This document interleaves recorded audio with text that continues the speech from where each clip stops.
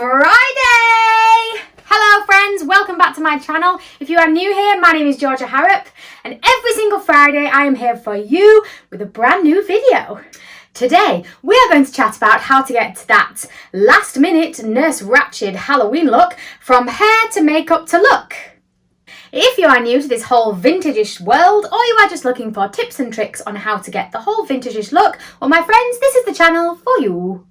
I would highly recommend hitting that subscribe button so that you never miss another video. If, like me, your weekends have mostly been rolling into one and they involved a lot of Netflix and snacks, then you may have seen the brand new series of Ratched. Ratched is about a nurse who is working in a mental institution who is quite frankly, well, a sociopath. If you watched it once for the story and then again for the outfits, well my friend, welcome. Come and sit down next to me because I did the exact same thing.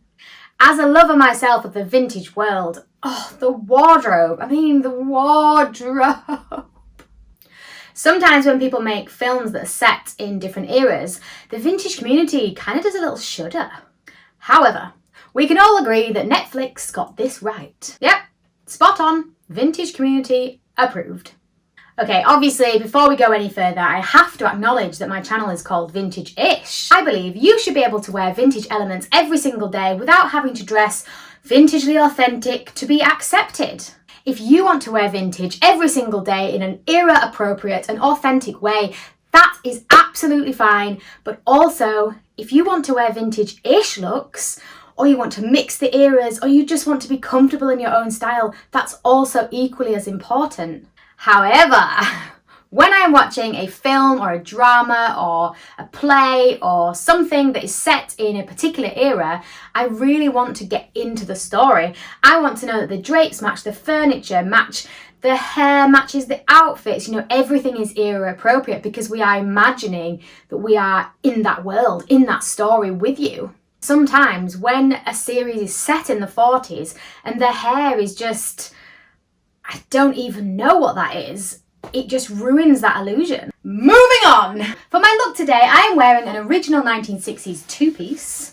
Totally the wrong era for Ratched. When I was having a look for some inspiration for this look, I couldn't find any turquoise blue shirt dresses with midi sleeves and a kind of a shirtwaist style. They're just non-existent. Because I couldn't find anything that fit the bill exactly, I have gone for my own interpretation. It is boiling in this room while I'm filming, so I've taken my jacket off, but I actually got this two-piece from Revival Vintage, who are in my hometown of Huddersfield and available online. And now I'm going to do my makeup while we chat some more about Nurse Ratched.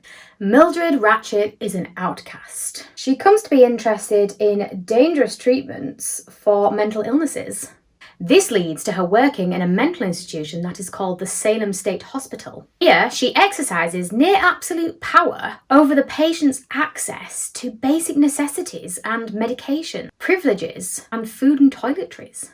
She thrives on control. She is passive-aggressive, cunning, and hates chaos. Throughout the series, I was almost drawn to feeling sorry for her.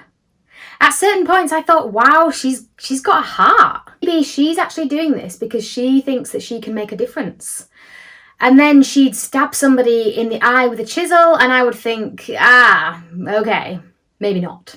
So the series is supposed to be a prequel to the One Flew Over a Cuckoo's Nest film. We already know that there's going to be two series because they were both commissioned at the beginning.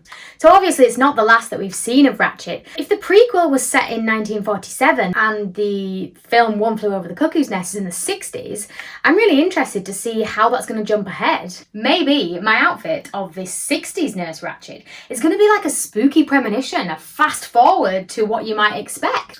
So my makeup, I have kept quite super simple really. I've done eyeliner, I've done a lash but only with a mascara, and I've just powdered my face and put on a really dark lip. I kind of feel like Nurse Ratched's makeup is plain, but maybe with a sinister twist, and I kind of feel like that's what I wanted to go for, I guess. So I absolutely love both of these outfits. I just can't decide which one I love the most. I already have a mustard dress in my wardrobe, but no matching hat.